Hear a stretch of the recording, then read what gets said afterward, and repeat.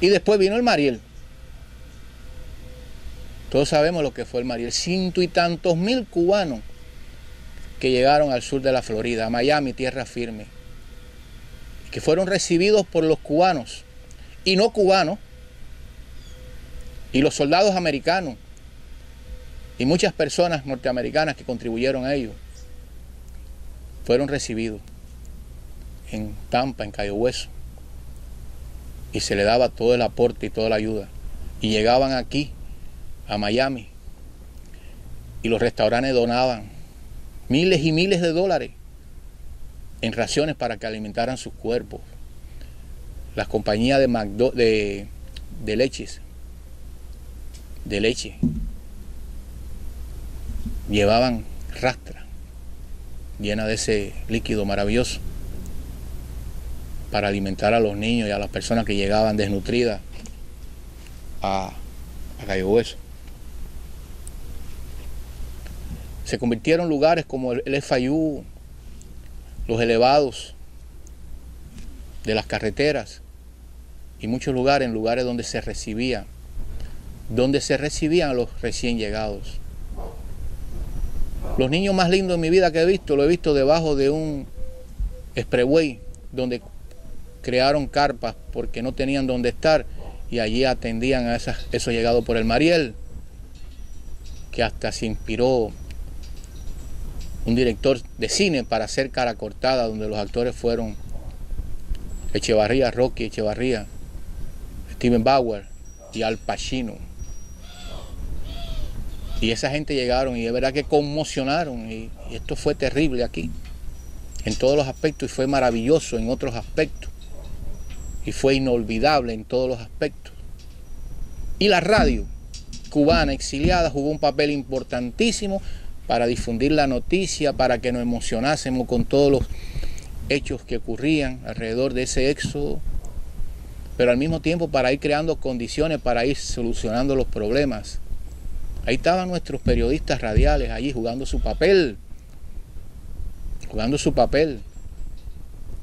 y todos sabemos que todo se fue poco a poco organizando y cada quien cogió su camino, y hoy en día los Marielitos, que propósito, el que le puso Marielito a los que llegaron por el Mariel fue el Herald, y no han querido echar encima que a muchos cubanos que no queríamos los Marielitos, fuimos los que le pusimos los Marielitos.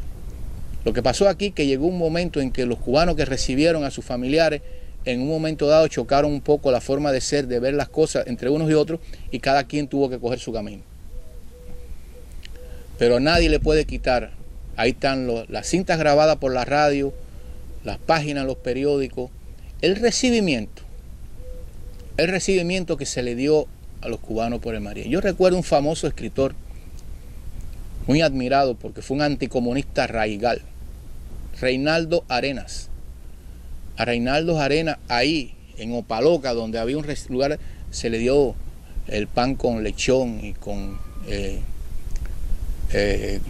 rabo encendido y platanitos y esa cosa cubana. Y me dolió enormemente cuando ya se hizo famoso aquí, que lo recibían por todos los lados. Cuando vino a Nueva York y llegó al aeropuerto de Miami, dijo: he llegado a la tierra de las postales descoloridas. Lo dijo Reinaldo Arenas. Y eso nunca se lo perdoné a él. Pero bueno, así es la vida. Pero esa es la verdad. Y si queremos buscar la historia real, tenemos que decir eso. Lo dijo, ahí está sus declaraciones en los medios de comunicación de aquí, los periódicos.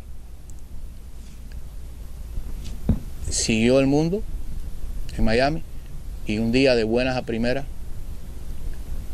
llegó el Andrew, un fenómeno natural, un monstruo que conmovió a esta comunidad. Un monstruo que en un momento dado tenía 5 puntos, ese huracán. Muy rápido, que eso es lo que nos salvó. Pero devastador. Se fue la luz. Quedamos incomunicados en nuestros hogares. Techos levantados,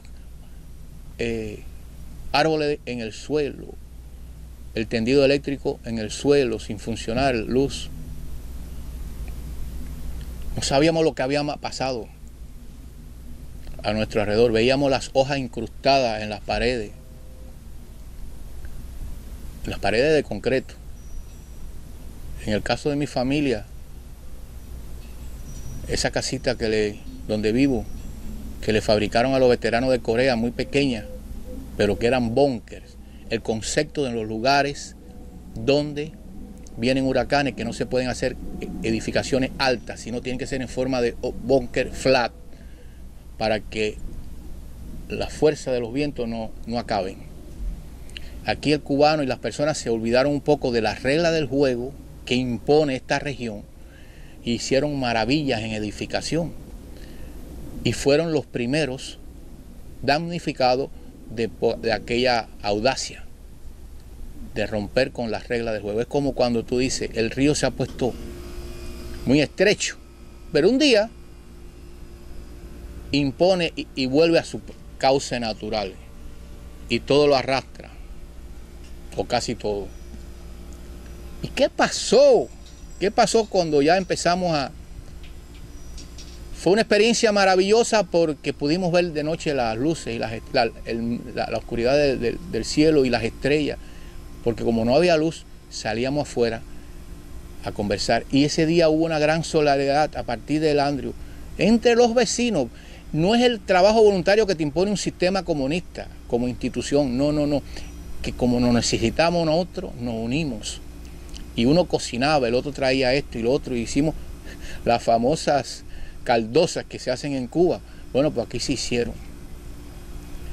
Y los cubanos audaces y los no cubanos, en un momento dado, los que tenían plantas generadoras, compartían, se la jugaban y ponían cables para suministrar electricidad a los vecinos, etcétera. Vaya, la creatividad un poco audaz, un poco peligrosa que se derrochó en esos tiempos fue increíble. Y ahí donde vimos lo que es este maravilloso país. Llegar la Guardia Nacional y llegaron divisiones de camiones para recoger todos los árboles caídos en el camino, en las calles, donde quiera. Y empezó no la reconstrucción en ese momento, sino empezó como abrir caminos que todos estaban cerrados. ¿Y quién contribuyó desde el principio cuando no había luz eléctrica, cuando no podíamos ver la televisión? ¿Quién contribuyó enormemente a irnos poco a poco informando, orientando, conduciéndonos? La radio cubana exiliada, otras también lo hicieron, pero vamos a hablar de la radio cubana exiliada. Agustín Tamargo, Armando Pérez Rora, Tomás García Fusté y otros que ahora no me vienen a la mente. Los políticos cubanos que ya eran figuras importantes, los artistas, las fuerzas vivas exiliadas cubanas contribuyeron enormemente. Todos los días salían de Jayalía, de la Cubanísima, de Radio Mambí, caravanas con ayuda para Homestead, que es el lugar más dañado, más destruido, haciendo maratones para ayudar a los desvalidos. ¿Quién estructuró todo aquello? ¿Quién difundió todo aquello cuando no había todavía luz eléctrica? La radio cubana. Y los locutores famosos cubanos se convirtieron en Moisés, se convirtieron en figuras donde todo el mundo se ponía a escucharlo, a ver qué orientación le daban. Por eso en estos días que yo he visto como hay viejitos y personas mayores que casi sollozan cuando se dirigen a Pérez Rora por esto de Radio Mambí, me hace recordar que en aquel tiempo fueron los veteranos del Andrew, donde todos cifraban sus esperanzas en los conductores de la radio de aquí.